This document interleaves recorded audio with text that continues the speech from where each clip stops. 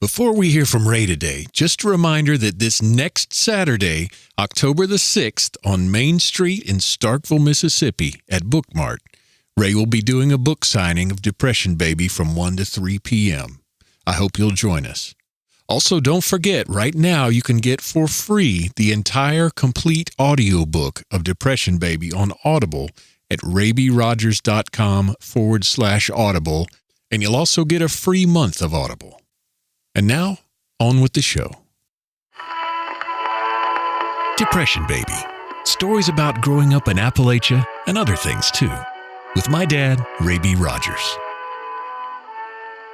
On August 16th, 1929, I came into this world kicking and screaming. I reckon that made me a Depression Baby.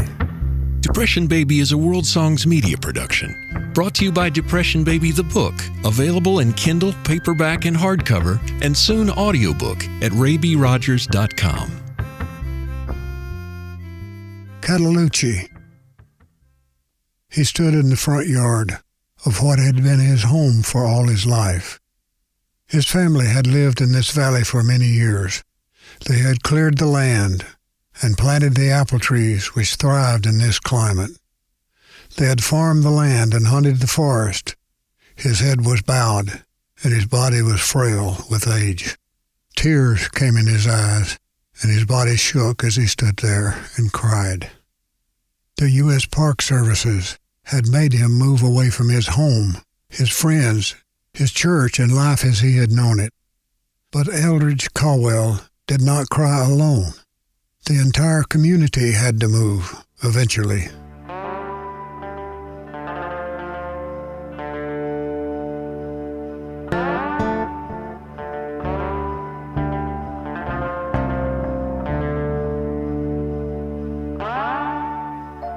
The U.S. government had determined that this land was needed for the Great Smoky Mountain National Park.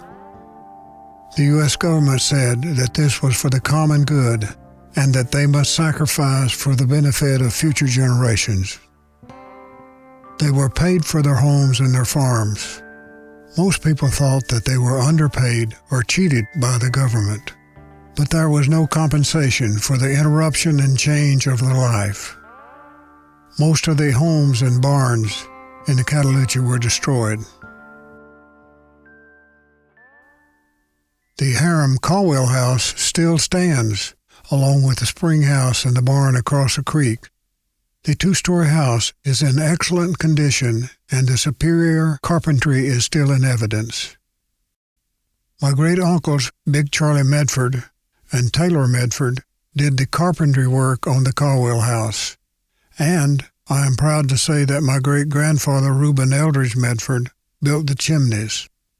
It was well known that Eldridge could build a fireplace and chimney that would throw the heat back into the room rather than allow the heat to escape up the chimney. The house is left open by the Park Service, and anyone can go in to look it over.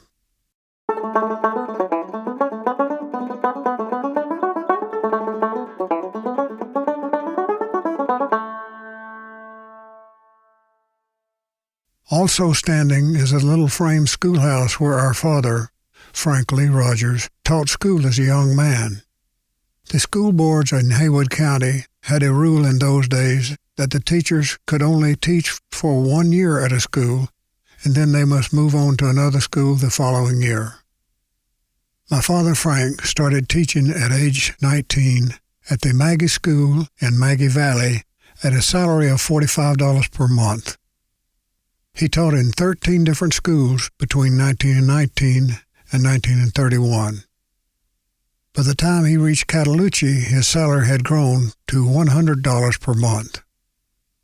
In many rural communities, prosperous farmers would build their homes to include a room for a teacher who would be like a family member sharing meals and social activities.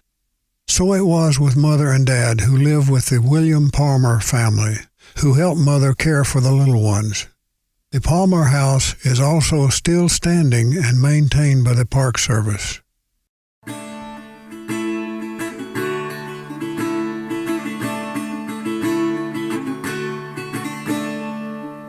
The The U.S. Park Service is attempting to bring this valley back to a similar state that existed before the white men came to these Cherokee lands. A visit to Cataloochee about dusk will let you witness a herd of elk that was reintroduced to the park in 2001. One can see the huge bull elk with its magnificent pair of antlers and hear his bugling echo through the valley as he leads the herd through a grassy field. The custody of this beautiful isolated valley passed from the Cherokee to the white settlers who love this valley affectionately called Catalooch. But eventually they had to pass it on to the U.S. Park Service to become part of the Great Smoky Mountain National Park. Our family will always have, as part of our heritage, the knowledge that Frank Rogers brought his little family there to teach the children of Catalooch, and our great-uncle Nick who fished the streams and hunted the black bear in the mountains, and our great-grandfather Eldridge, along with great-uncles Big Charlie and Taylor, who left us a monument of their craftsmanship in the Hiram Caldwell home for us to see and forever appreciate.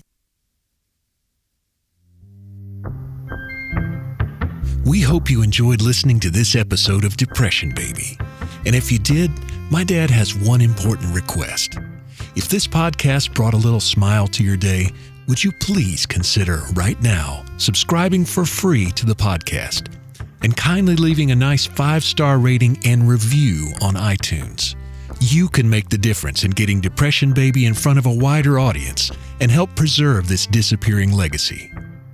Also, you can get the entire audiobook of Depression Baby, the complete stories, for free at raybyrogers.com/audible. That's AUDIBLE.